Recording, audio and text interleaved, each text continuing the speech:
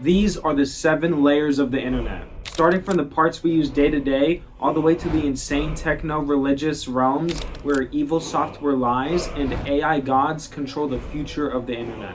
And hopefully by the end of the video, you'll know which parts of the internet you use yourself, which parts to avoid, and which are just completely made up Reddit fanfiction. We start at the surface web, which is about what everyone thinks when we say the internet. It contains all of the accessible websites that are indexed by normal search engines. And it's also known as the index web because of how it functions. Here, a massive system of servers and browsers communicate with each other using protocols like HTTP and HTTPS. HTTP stands for Hypertext Transfer Protocol, and HTTPS is just the encrypted higher security version of HTTP. Anyways, it's the search engines that we use to interface with the browsers and the servers. So when you type something into the search bar, which is the search engine, the browser sends that request to the server that is hosting that content that you searched for. The server then checks its indexes to see if it actually has the content that you're requesting. And an index is basically just part of a list saying that this specific content is available, it is listed, and it's ready to access, to my understanding. So if the content you requested is indexed, the server sends that content back and displays it for you on your own computer. This is the core function of web browsing. It's essentially a library where you tell the worker what you want, and then they go and bring exactly the book you asked for and shows it to you. But there's another aspect to this layer. The web crawlers. These are tiny bots deployed by search engines that scan the entire internet and index pages, searching for keywords and metadata. These resources are then used with an algorithm to create a ranked list of the most relevant data to the user. This is what search results are. And pretty cool when you think about it, actually, because it's like thousands of tiny minions like searching for stuff for you. It's pretty cool. Although nowadays it just feels like a bunch of sponsored content and ads anyways. Still pretty dope. With how it works in mind, there are people who then take advantage of how these crawlers and algorithms work to rank their own websites higher in search visibility. We've all heard of it. It's search engine optimization. SEO, baby. And this isn't the only way people take advantage of how the surface web works. You see all this searching and requests and destinations. They start leaving little bits of information and data about what you've been doing on the internet. Eventually, as it's natural, someone figured out how to track this data. It was then the cookies were born.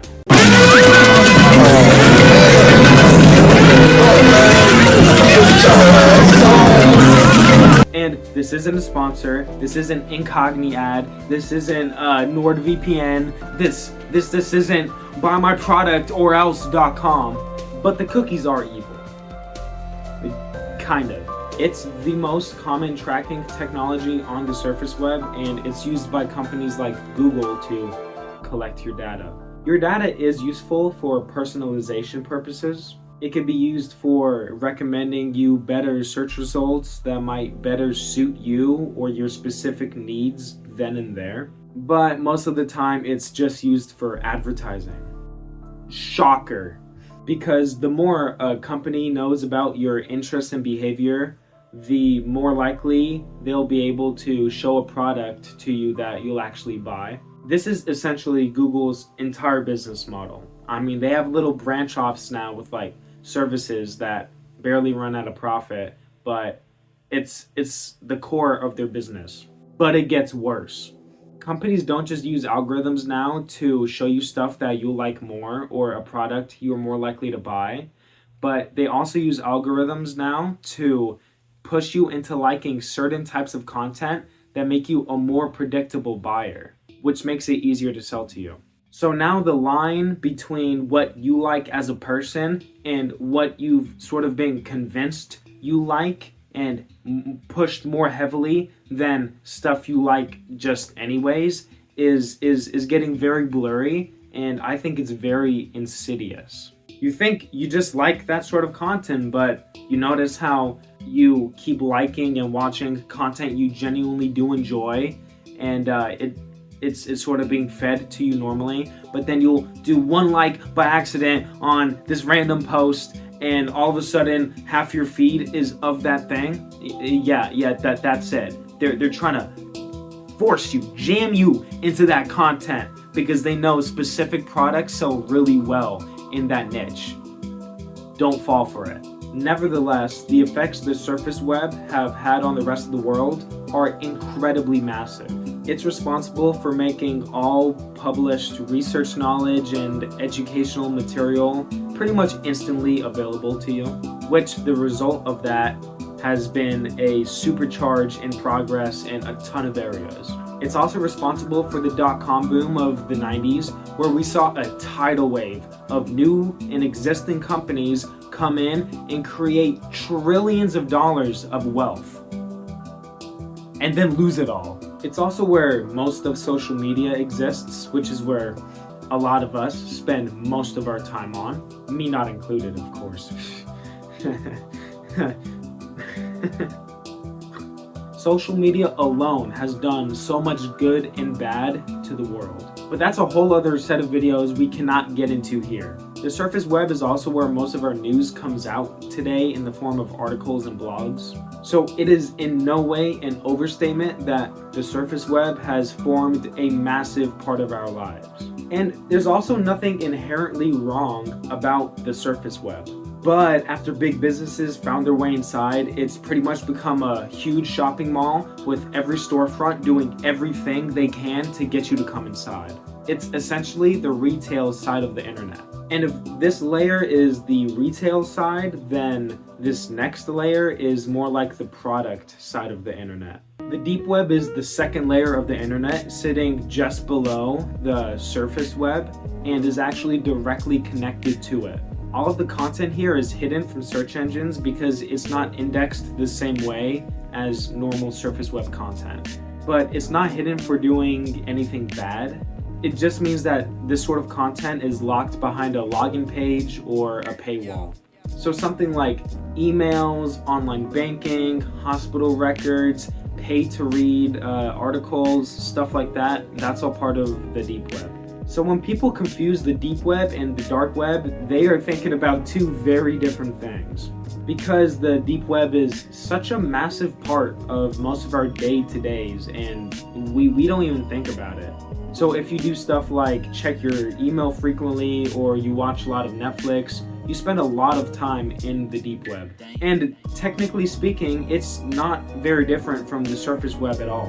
It uses the same servers and the same protocols as the surface web. The biggest differences between the surface and deep webs are that with the deep, you have to know the specific location of the portal to enter, as well as have the proper credentials in order to get inside any given part of the deep web. And the separation this layer creates actually plays a huge role in the overall internet economy, because it allows websites to withhold information and services in exchange for money.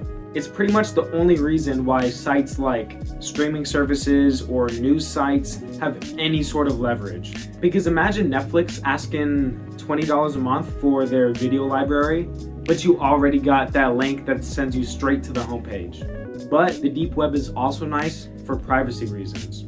I mean, just imagine anyone being able to look up your hospital records and expose your long history with Ligma. That's locked up for a reason. So at the end of the day, the deep web works for us and against us. It gives us the privacy we need to handle a bunch of sensitive information online. But it also drains our wallets faster than the Zuck tried to change his public image. Once a lizard, always a lizard. But even the Zuck himself would tread carefully through this next layer. You know it, I know it. The dark web, home to Chinese history buffs, secret furry forums, and mystery boxes that mark the end of a YouTuber's own self-respect. The dark web is the most heavily concealed and least accessible part of the internet that we know of. It cannot be found with any conventional browser or search engine. You instead need specialized browsing software like Tor to get inside. Tor is a browser created by the US military that provides a basic level of anonymity to both its users and the hosts. Over here, websites use a .onion domain instead of the normal .com. .onion domains exist in special overlay networks that sit on top of the rest of the internet. And the only way to access this network is to use special software that supports onion routing. Hey, and bro, what's this crazy obsession with the dark web and onions, okay? Like, they name everything after them down there. Zero creativity, couldn't even come up with a different vegetable. Like, why not carrot routing? Wait. Actually, that's probably something else. It's probably best to stick with onions. But it goes so far that Tor, T-O-R, literally means the onion router. I'm sick of it. So what is it with the onions? Well, my special research has deduced that it may be about how onion routing really works. With onion routing, data is sent through nodes and servers that are volunteer hosted. And as the data passes through each node and server, layers of encryption are stripped away and away, like layers to an onion. Yeah, it's kind of anticlimactic. I guess I give that like a B+ in terms of cleverness, okay? But that's all I can afford you today. That's all I can afford you, .onion fools, bro. Y'all probably be smelling like onions too, routing in the basement and stuff. I'm sorry. I'm just gonna sip my coffee and move on. So I guess it's safe to say that the dark web is based on encryption and keeping secrets, which sounds exactly like the thing the US military would want to use. But this focus on security also makes it the perfect place for a plethora of illicit and illegal activities to take place. You know, done by the same people that the US military are currently trying to up the score on right now. The onion works both ways. And on this beautiful part of the internet, you can find a market for anything you want. Drugs? I know a guy. Firearms? It's American. Of course there's firearms. Counterfeit documents? Right down the road. Stolen data? Right this way, sir. There's a lot more bad stuff on here too. Like, this, seriously. How do I say it? CP? EDPCP? What? No. But the dark web isn't just a place to go and buy a bunch of illegal stuff, even though that sounds like super fun. It's where you go to learn a bunch of illegal stuff too. You can find tons of forums full of people talking about how to start hacking, doing cybercrime, and like scamming. But there's even other forums that just exist to talk about extreme ideas. But I can't sit here and tell you that everything on here is bad. There's a lot of journalists and whistleblowers here who publish anonymously on the dark web to protect themselves from being Boeing. If you know, you know. And there's also a ton of people on here who talk politics because their own country doesn't have free speech. Where's my North Koreans up in the chat? Like, this actually seems really useful in a place like North Korea though. Like, seriously. But also, like, how would you even get a computer in North Korea? I feel like you'd have to like build a terminal from Fallout or something. Like some like retro age thing. Like, it's rough, bro. Free the homies. So cool, the dark web sounds awesome, but you can't just visit there. There is a lot of work you have to do before you can just simply stroll through there. You have to properly and carefully configure your Tor browser to your specific needs and use a bunch of other various softwares and programs. Like, I've heard of people like using VPNs to route to like a virtual server and all this stuff, and like they use setups where it like randomly churns out different IP addresses for you to use like every 5 minutes, and like if you do something wrong here, it exposes the whole thing, and if you use the wrong VPN, well, anyone can see what you're doing anyways, and There's a lot of stuff you gotta worry about. And even if you do all of that correctly, you still gotta be careful, G. Because slipping up even a little bit is all it takes to expose you to a bunch of malware, hackers, and scams. It's like the internet on veteran difficulty. But despite its nefarious nature, it's still an important part of the internet. It gives people a voice in countries where they might not have one. And since it uses a network of independent volunteers to run nodes and servers, it's decentralized in nature and can't be directly controlled by one group or entity. So someone's government can't just shut it off. This makes it, in my opinion, the closest thing we have to an internet for the people. So while the surface web is dying more and more every day due to corporations and brain rot, the dark web is our refuge. Conspiracy bar! Everything from here on out is not proven to exist and is just a theory. A film. Okay, yeah. Mariana's Web is the first theoretical layer of the internet that's thought to be the real deepest part of the internet. Like, it's probably almost as deep as your mom. If you didn't catch it, it's named after Mariana's Trench, which is the deepest part of the world's oceans. According to the theories, it's this secret digital realm that's locked behind quantum computer level encryption. And behind this encryption is the most powerful and forbidden knowledge that exists. Stuff like Men in Black type research, alien information, advanced AI, ancient information such as, did Herobrine actually exist? And if you want to get past the security and actually access this information, you're going to need to use methods like using restricted government programs, more advanced AI, and even stuff like biological computer interfaces. Sort of like what Quagmire did to steal all of Carter's money. And I also like when stuff gets too complex to even explain in reason. People just always fall back on, it's AI, bro. It's just really advanced AI, bro.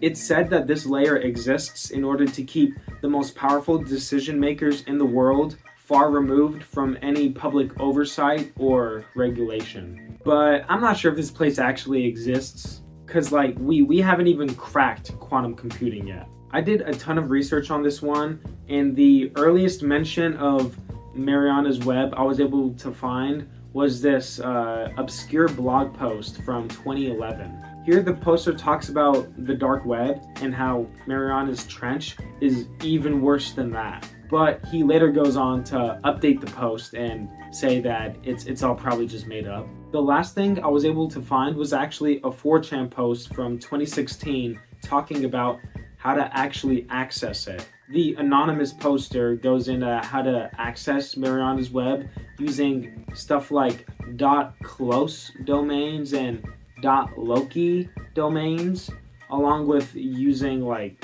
derivative operating systems and VPNs.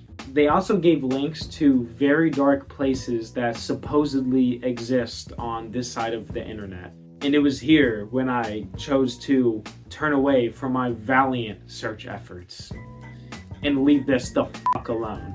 But unfortunately, we are not yet done with our internet exploration, and we must dive deeper. The mediator layer is basically a middle ground between all the accessible parts of the internet and the non-accessible, more theoretical parts of it. The purpose of this layer is really strange though.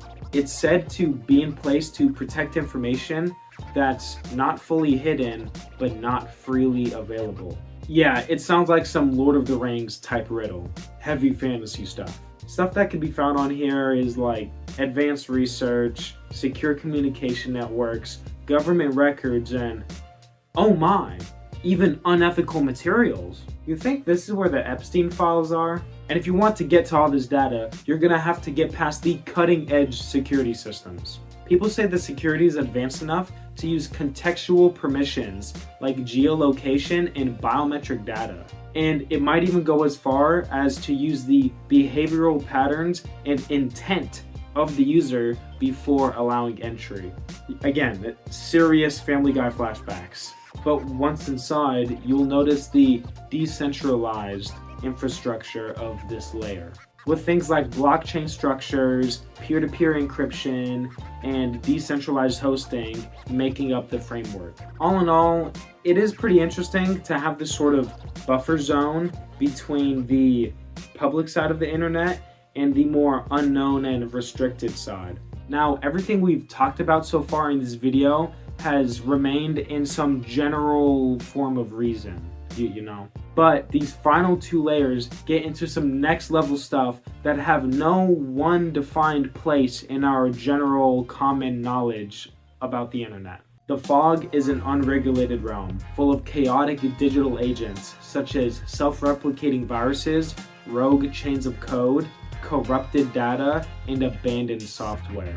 These are said to be the decayed remains of digital structures from the higher layers. And what's scary about this layer in particular is that it's completely out of anyone's control. Sort of like a digital Wild West with flying virus demons. There's no official access point, none of it is searchable, and none of it is indexed. There's a reason why it's called virus soup. It's an unpredictable realm full of unforeseen consequences. You may infect your entire device, permanently lose all of your computer's data, or get those annoying spam calls with nobody on the other side for like a week. But even if a layer like this only exists in legend, it still reminds us about all the dangers that are here and now that we have to deal with, like malware, botnets, and unsecured networks. My personal take is that this is a concept that makes little to no sense, because like all the other layers before have like believable and functional concepts. But the fog seems like someone just wrote a fan fiction about a digital sci-fi version of hell from Christianity. Like, there's no other purpose to it besides like being a place that's scary and there's a danger behind every corner. And there is like no real reason as to why a place like this on the internet would actually be created in the first place. Like Mariana's Web, I get it.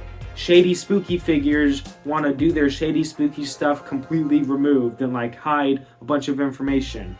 Mediator layer, like okay, like we're keeping a buffer zone between the accessible parts and like the Mariana's Web and all that. But the fog, virus soup, it just sounds like the 8th layer of hell from Dante's Inferno or something. So I think if this place really does exist, it's gotta be in that recycling bin.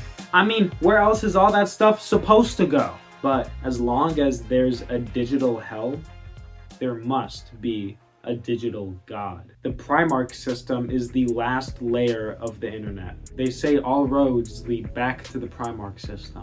It's like the final boss of the digital underworld. It's said to be the place where the foundations of the internet are controlled by a sentient system intelligence, a super advanced AI that broke out of a black box program from the government, and now has the power and the freedom to shape the entire internet in its own image. It's a vastly distributed network intelligence that is able to observe all internet activity at all times. The way I kind of think of it is like an octopus where its brain is spread out through its whole body, and it uses this omnipotence to govern everything that goes on in the internet. Rules, policies, ideas, it controls them all. It can suppress some information while bringing other information to light. And legend has it that nobody can enter this layer by their own choosing. Instead, the sentient system can choose for itself whether to let you in or keep you out based on behavioral, algorithmic, or genetic criteria. Sir, please come in the cup.